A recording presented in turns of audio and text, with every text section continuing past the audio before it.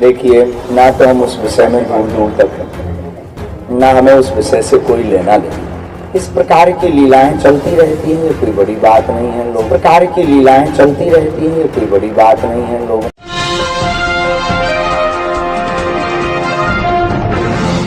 साथियों नमस्कार, मैं हूं नीरज पटेल और आप देख रहे हैं नेशनल जनमत। बागेश्वर धाम वाले धीरेन्द्र कृष्ण शास्त्री के चेलों ने बनारस में हिंदू राष्ट्र के पोस्टर चिपका दिए। भले ही ये संविधान विरोधी काम है, लेकिन धीरेश शास्त्री के चमचों ने कहा बाबा की आज्ञा से हम ये पोस्टर चिपकवा रहे हैं और अब हम इस देश को हिंदू राष्ट्र बनाना चाहते हैं। तो धीरेन्द्र कृष्ण शास्त्री से नेशनल जनमत का सवाल, कौन सा हिंदू राष्ट्र बनाना चाहते हो जिस हिंदू राष्ट्र में तुम अपने तमंचेबाज, नशेबाज, गालीबाज भाई के मां बहन की गालियां देने को निर्लज्जता के साथ लीला बताओ और कुटिल मुस्कान के साथ कहो कि इस तरह की लीलाएं तो चलती रहती हैं। देखिए, ना तो हम उस विषय में दूर दूर तक हैं, ना हमें उस विषय से कोई लेना देना। तो वो उनका निजी विषय है। कानून अपना कार्य कर रहा है। इस प्रकार की लीलाएं चलती रहती हैं, ये कोई बड़ी बात नहीं है। लोगों को तो नाम चाहिए, अब वरना फिर आपका मोबाइल और आपकी टीवी और न्यूज कौन देखेगा अगर बागेश्वर धाम का नाम नहीं जुड़े। वैसे तो इस बाबा के चेहरे पर अपराध बोध होना चाहिए था, लेकिन निर्लज्जता के साथ ये अपने भाई के कुकृत्य को लीलाओं की संज्ञा इसलिए दे रहा है क्योंकि इसको पता है कि मध्य प्रदेश के पुलिस प्रशासन, गृह मंत्री और मुख्यमंत्री में हैसियत नहीं है कि मेरी आज्ञा के बिना मेरे भाई का बाल बाका भी कर सके।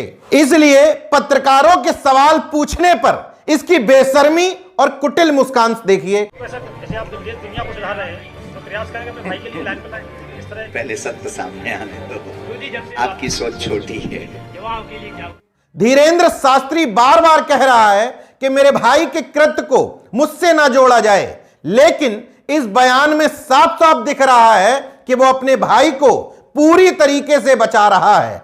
कल्लू अहिरवार जिनके घर में उस दिन शादी थी, यानी कि लड़की का पिता, वो कल्लू अहिरवार जिससे कहलवा लिया गया था कि सालिग्राम शास्त्री हाथ में जो लहरा रहा है, स्पष्ट वीडियो में दिख रहा था कि तमंचा है, फिर भी कल्लू अहिरवार से कहलवा लिया था कि तमंचा नहीं टॉर्च है। अब वही कल्लू अहिरवार सामने आकर के धीरेन्द्र शास्त्री की पोल खोलते हुए कह रहा है कि हमें डराया धमकाया गया था, उठा करके बागेश्वर धाम ले जाया गया था और खुद धीरेन्द्र शास्त्री के गुर्गों ने धमकाते हुए कहा था कि यहां जो हमारे गुलाम मीडिया वाले खड़े हैं इनको बयान दे दो कि वो तमंचा नहीं टॉर्च थी।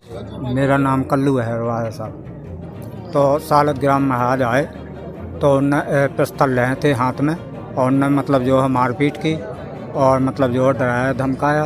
कई लोगों को मतलब जो है चोट भी आई और कुर्सियां भी तोड़ दी। वो साहब ऐसा था कि मतलब जो है मुझे दबाव था, इसलिए मतलब जो है अकेला आदमी क्या करेगा। अगर मैं जब मेरे साथ में कोई नहीं होगा तो वो तो डर के मारे मतलब जो है यही बोलेगा साहब। लेकिन सच्चाई यही है जो मैंने आपसे अब बोला है। मीडिया वाले भेज रहे थे तो उन्होंने बताया कि जैसा हम कहेंगे वैसा बयान दे देना, तो दबाव बना के। धीरेन्द्र शास्त्री के अंदर ये निर्लज्जता, ये दादागिरी, ये घमंड, ये तानाशाही ऐसे नहीं आई है। दरअसल एसपी सचिन शर्मा अभी भी कह रहे हैं कि हम जांच करवा रहे हैं कि वीडियो में पिस्टल थी या टॉर्च। शासन प्रशासन, पुलिस प्रशासन से लेकर के गृह मंत्री, मुख्यमंत्री तो धीरेन्द्र शास्त्री के चरणों में पड़े ही हैं। यह दलाल और ब्राह्मणवादी मीडिया भी उसके चरणों में लौट रहा है। अमूमन इस तरह के मामलों में खिंचाई करने वाला, मीडिया ट्रायल करने वाला यह दलाल मीडिया इस मामले में महज अपनी इज्जत बचा रहा है। जरा गूगल पर टाइप करिए धीरेन्द्र शास्त्री तो खबरें पता क्या खुल करके आएंगी। पहली खबर खुल करके आएगी जी न्यूज की, धीरेन्द्र शास्त्री की परीक्षा लेने पहुंचा पत्रकार, भरी भीड़ में पीठाधीश्वर ने की ऐसी खिंचाई। दूसरी खबर आएगी न्यूज 18 की, जया किशोरी का बागेश्वर महाराज से क्या है नाता, क्या दोनों की कभी हुई है मुलाकात। एबीपी न्यूज की खबर खुल के आएगी। बागेश्वर धाम से जुड़ने के लिए पहले ये 3 चीजें घर छोड़कर आओ। 5वीं खबर न्यूज 18 की आएगी। धीरेन्द्र शास्त्री और जया किशोरी ने कभी प्रेम किया है। 6वीं खबर एनवीटी की आएगी। नक कटा नालायक, पैर पर मुंडी पटक करके माफी मांग। दिल्ली से आए पत्रकार को दरबार में बागेश्वर सरकार ने किया जलील।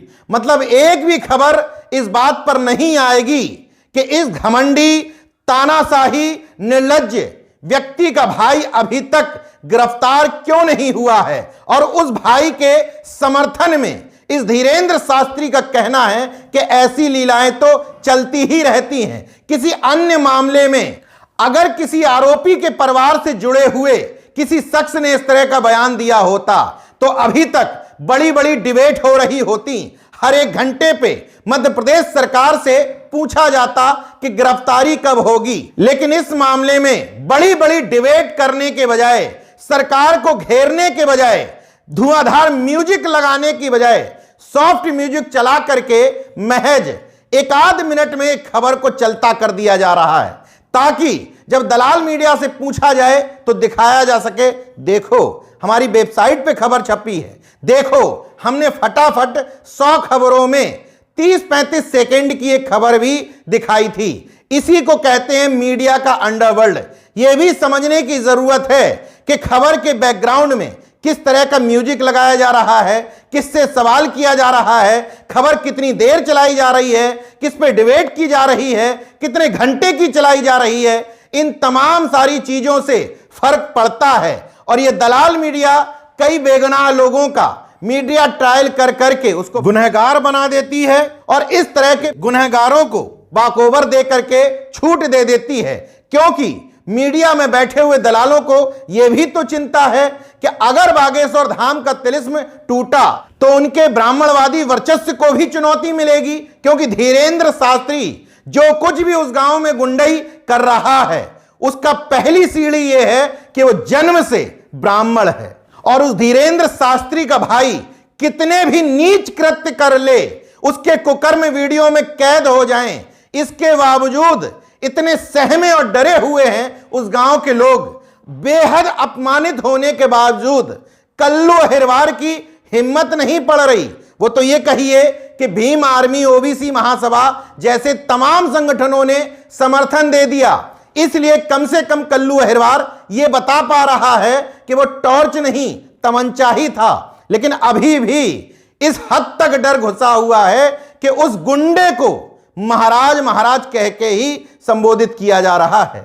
नेशन जनमत इसी जन्मजात श्रेष्ठता, इसी जन्मजात गुंडई के पूरी तरीके से खिलाफ है। बागेश्वर धाम के पाखंड को छोड़ दीजिए, हम इस पर डिबेट नहीं करना चाहते कि वो पाखंडी है या नहीं, चमत्कारी है या नहीं, लेकिन ये तो स्पष्ट है कि उसके भाई ने गुंडई की है। मतलब भारत के कानून और आईपीसी के हिसाब से वो अपराधी भले ही साबित ना हुआ हो, लेकिन आरोपी तो है, उसको गिरफ्तार तो करो, लेकिन तुम्हारी हैसियत नहीं।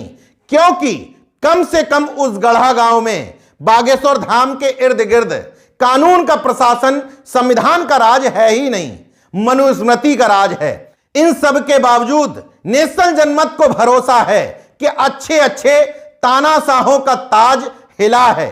इसने मधुमक्खी के छत्ते पे हाथ डाला है, इसका भी तख्तो ताज जरूर हिलेगा। राहत इंदौरी साहब अपने एक शेर में कहते भी हैं, जो आज साहिबे मसनद हैं कल नहीं होंगे, किराएदार हैं जाति मकान थोड़ी है। देखते रहे नेशनल जनमत, जागरूक और सजग बने रहिए। जय विज्ञान, जय संविधान, जय लोकतंत्र। धन्यवाद।